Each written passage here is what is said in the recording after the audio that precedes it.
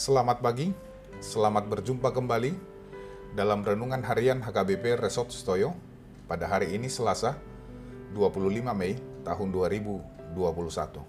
Marilah kita berdoa. Kasih karunia dan damai sejahtera dari Allah Bapa, itulah yang menyertai kamu masing-masing dalam Kristus Yesus Tuhan kita.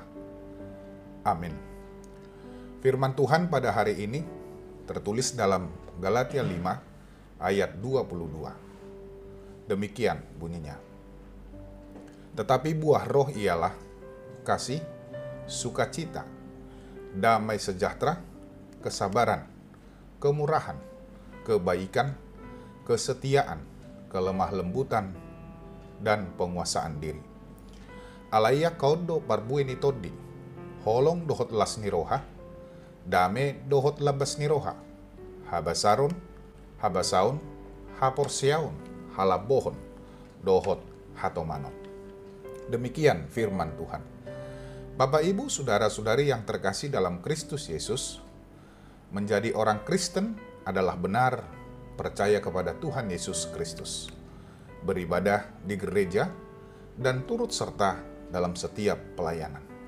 Namun, tidak cukup hanya sampai di situ saja, tetapi harus mau tunduk dan dipimpin oleh Roh Kudus.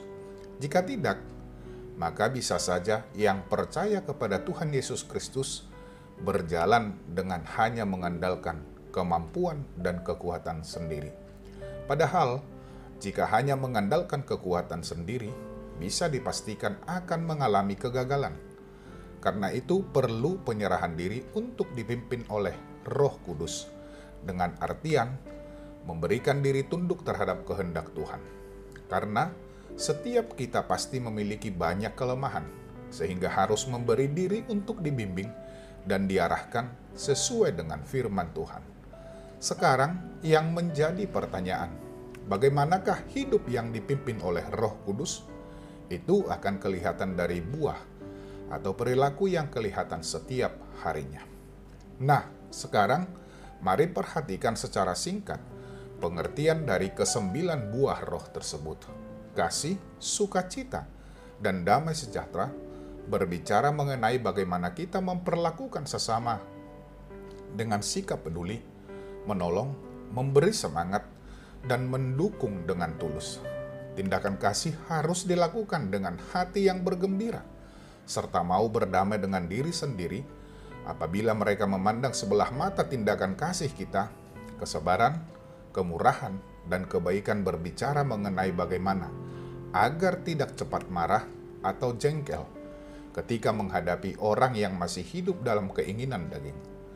Tunjukkanlah kemurahan dan kebaikan hati kita dengan mendoakan serta membimbing mereka agar tidak hidup seperti itu lagi. Kesetiaan, kelemah lembutan, dan penguasaan diri berbicara bahwa kita harus berkomitmen untuk tidak berkata kasar saat mendidik orang. Tidak berkata kasar merupakan salah satu cara mengendalikan keinginan kita yang berdosa. Dengan kata lain, buah roh tidak hanya memampukan diri kita sendiri, juga orang lain yang ada di dekat kita, agar dapat bertindak hati-hati. Amin. Marilah kita berdoa. Ya Tuhan Allah, kami memohon bantuan-Mu melalui Roh Kudus. Bimbinglah kami anak-anak-Mu, agar dapat memancarkan buah-buah roh dalam kehidupan setiap harinya, lebih lagi dalam menghadapi segala sesuatu dalam kehidupan kami.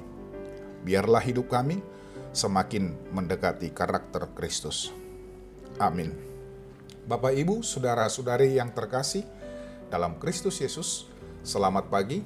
Selamat beraktivitas, salam sehat, tetap jaga kesehatan dengan senantiasa memakai masker, rajin mencuci tangan dengan sabun, dan menjaga jarak dengan orang lain dengan menghindari kerumunan. Percayalah, Tuhan akan memulihkan kita. Horas.